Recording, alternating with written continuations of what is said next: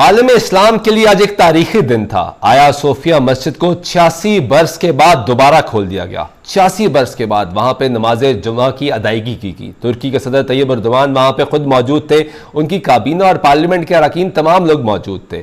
मुफ्ती आजम तुर्की ने तलवार पकड़कर खुतबा दिया। वो तलवार किस चीज़ की निशानदही करती है, आज इस पर बात करेंगे। क्या खिलाफत का दौर दोबारा शुरू होने जा रहा है, इस पर भी बात करेंगे।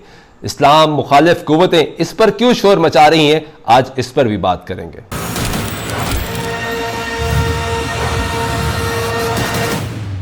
आपको आया सोफिया का तारीखी मंजर बताते हैं। ये मारूफ इमारत इस्तांबुल के 5th डिस्ट्रिक्ट में समंदर के किनारे वाक़ है। बाज़ंतीनी बादशाह जस्टिनियन अव्वल ने इसकी तामीर का हुक्म सन 532 में दिया था, जब इस शहर का नाम कस्तंतुनिया था। यह बजंटाइन सल्तनत, जिसे मशरकी रोम सल्तनत भी कहा जाता है, का दारुल हुकूमत भी था। माहिरीन बैरा रोम के बाहर से इस इमारत के लिए अशिया लाते और फिर इसकी तामीर की जाती। सन 537 में जब यह इमारत मुकम्मल हुई तो ये ऑर्थोडॉक्स चर्च के सरबराह का मकाम बन गई। आम तरीन बाज़ंतीनी तकरीबात जिसके जैसे कि ताजपोशी इस इमारत में होने लगी। तकरीबन 900 साल तक ये इमारत ऑर्थोडॉक्स चर्च का घर रही। बीच में 13वीं सदी में ये कुछ अरसे के लिए कैथोलिक चर्च के ज़ेरे इंतज़ाम भी रही, जब यूरोपीय हमलावरों ने कस्तंतुनिया का कंट्रोल संभाल कर चौथी सलीबी जंग में शहर में लूट मार की। ताम 1453 में सल्तनत उस्मानिया ने सुल्तान महमद दोइम के दौर में कस्तंतुनिया पर कब्जा किया, शहर का नाम तब्दील करके इस्तांबुल रखा और बाज़ंतीनी सल्तनत का खात्मा कर दिया। इस इमारत में दाखिल होते वक्त सुल्तान महमद दोइम का हिसाब था कि इसकी तामीर नौ की जाए और इसे एक मस्जिद बनाया जाए। उन्होंने इसमें जुमे की नमाज भी अदा की। सल्तनत उस्मानिया के ममारों ने ऑर्थोडॉक्स निशानियां मिटा दी और इमारत के 7 मीनार खड़े कर दिए। 1616 में इस्तांबुल की मारूफ ब्लू मॉस्क की तामीर न होने तक आया सोफिया ही शहर की मरकजी मस्जिद थी। 1918 में सल्तनत उस्मानिया को पहली जंग अजीम में शिकस्त हुई। तुर्की में कौम परस्त सियासी कुव्वतों ने परवान चढ़ी, जदीद तुर्की ने जन्म लिया। मुस्तफा कमाल अतातुर्क ने इमारत को एक म्यूजियम बनाने का हुक्म दिया और 1935 में इसे आम लोगों के लिए खोल दिया। ये तुर्की की अहम तरीन सियाती इमारतों में से एक है। अब 86 बरस के बाद इसको दोबारा मस्जिद में तब्दील कर दिया गया है। तुर्की की आला अदलिया ने फैसला किया कि इसको दोबारा मस्जिद बनाया जाए और तैयब एर्दोगान ने अपनी इलेक्शन कैंपेन में यह वादा किया था कि आया सोफिया को दोबारा मस्जिद बनाया जाएगा। लेकिन इस ऐलान के साथ ही जब ये फैसला सामने आया तो बहुत सी तनकीद होना शुरू होगी। इस्लाम ममालिक मुल्कों ने ख़ास तौर पर उनके वज़रा ख़ारजा ने भी पैगाम भिजवाए कि ऐसा ना किया जाए। कुछ ममालिक ने यह कहा कि मजहबी भामाचारी का एक अहम सबूत है, एक अहम मकाम है जहाँ पे मुख्तलिफ ममालिक और मुख्तलिफ मज़हब के लोग आते हैं, क्योंकि यहाँ पे बहुत बड़ी तादाद में सयाब मौजूद थे। लेकिन अब जब इसको मस्जिद में तब्दील किया गया है तो बहुत बड़ी तादाद में मुसलमानों की यहाँ पर पहुँची और आज नमाज जुमा अदा की गई। जहाँ पे तुर्की के सदर तैयब एर्दोगान ने नमाज जुमा में खुद शिरकत की और अपने अरकान पार्लियामेंट और अपने मुल्क के आला अफसरान के साथ एक अहम पैगाम दे दिया। वो पैगाम क्या है? वो पैगाम ये है कि क्या सल्तनत का दौर दोबारा तो नहीं शुरू हो रहा। जब अर्तुगरुल गाजी ड्रामा लॉन्च हुआ तब भी बहुत बड़ी तनकीद की गई। वॉशिंगटन पोस्ट, न्यूयॉर्क टाइम्स में तमाम तर आर्टिकल लिखे गए और ये कहा गया कि अगर आप तुर्की और तैयब एर्दोगान को समझना चाहते हैं तो ये ड्रामा देखा जाए।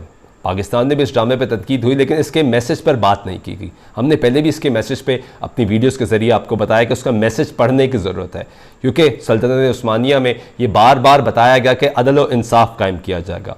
जब महमद दोइम ने सल्तनत उस्मानिया कायम की और कस्तंतुनिया पर कब्जा किया और उसको बेज़ंटाइन दौर से छुड़वाया और वहाँ पर मुसलमानों की हुकूमत कायम की, तब सिर्फ एक ही नारा था, अदल व इंसाफ का। आज जब मुफ्ती आजम ने अपना खुतबा दिया जुमे का तो उन्होंने हाथ में तलवार पकड़ी हुई थी। वो तलवार किसकी थी? वो तलवार सल्तनत उस्मानिया के सुल्तान महमद दोइम की तलवार थी, जिन्होंने कस्तंतुनिया पर कब्जा किया और क्रिश्चियन से वो कब्जा छुड़वाया और चर्च को मस्जिद में तब्दील किया। जिस तरह मैंने आपको पहले बताया कि सुल्तान महमद दोइम ने खुद जब इसको मस्जिद में तब्दील किया तो सबसे पहले वहाँ पर जुमे की नमाज अदा की गई और यही फैसला तुर्की के सदर तैयब एर्दोगान ने किया कि यहाँ पर सबसे पहले जुमे की नमाज अदा की जाएगी।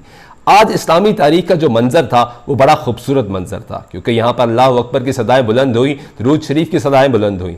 ना सिर्फ तुर्की के से बल्कि दुनिया भर से मुसलमानों की एक बड़ी तादाद वहाँ पर पहुँची। मुख्तलिफ हमने ममालिक के झंडे वहाँ पर देखे और ख़ास तौर पर पाकिस्तान और फ़लस्तीन के लोगों की वहाँ पर मौजूदगी भी देखी और उनके झंडे परचम भी हमने देखे कि वो दुआएं कर रहे थे कि क्या दोबारा पाकिस्तान, फ़लस्तीन और दीगर मुस्लिम ममालिक इकट्ठे हों और इस दुनिया भर में एक मकाम हासिल करें। क्या तैयब एर्दोगान उस तरफ जा रहे हैं? क्या पाकिस्तान और दीगर मुस्लिम ममालिक इनका साथ देंगे? ये एक बहुत अहमियत की बात है। दुनिया इस वक्त देख रही है कि मुस्लिम ममालिक इकट्ठे होकर दोबारा अपना दुनिया भर में राज कर सकते हैं? क्या तमाम मुस्लिम ममालिक इकट्ठे होकर दुनिया भर में अपना लोहा मनवा सकते हैं? ये एक बहुत अहम चीज़ है। आज का जो वाक़या पेश आया है जिसमें दोबारा आया सोफिया को मस्जिद में तब्दील किया गया और नमाज जुमा की अदायगी की गई है, ये एक बहुत अहम दिन है। मुसलमानों को इसको सेलिब्रेट करना चाहिए। बहुत बड़ी तादाद में लिबरल्स तमाम मुस्लिम ममालिक में बैठे हैं, वो इसके ख़िलाफ़ बात कर रहे हैं, लेकिन वो ये नहीं समझ पा रहे कि मुसलमानों को जो मुसलसल हर जगह शिकस्त दी गई, मुसलमानों को दबाया गया, ये वक्त है मुसलमानों के उठने का, ये वक्त है मुसलमानों को एक होने का, मुत्तहिद होने का और उसके बाद दुनिया में अपना लोहा मनवाने का। दुनिया भर में जब भी दहशतगर्दी की बात की जाती है तो इस्लामिक टेररिस्ट का वर्ड इस्तेमाल किया जाता है, लेकिन जब वही दहशतगर्दी में कोई गैर मुस्लिम मुलव्वस होता है तो उसको इस्लामी दहशतगर्दी या उस मज़हब की दहशतगर्दी नहीं कहा जाता, उसको मिलिटेंसी कह दिया जाता है, उसको अटैक कह दिया जाता है, उसको कोई भी इंसिडेंट करार दे दिया जाता है, उसको टेररिज्म नहीं कहा जाता। तो ये वाज़े जो एग्जाम्पल्स हैं पिछले कई सालों से हम देख रहे हैं और इसको महसूस कर रहे हैं। अब वक्त है जिस तरह का स्टेप तैयब उर्दवान ने लिया है उनको सपोर्ट किया जाए और दीगर मुस्लिम ममालिक जो है उनके सरबराहान वहाँ पे खुद जाएँ, आया सोफिया में जाएँ, वहाँ पे नमाज अदा करें और दुनिया को ये मैसेज दें कि मुस्लिम दुनिया एक है। मैं उम्मीद है आपको हमारी वीडियो पसंद आई होगी। चैनल को लाइक कीजिए, सब्सक्राइब कीजिए और कमेंट बॉक्स में अपनी राय देना मत भूलिएगा। शुक्रिया।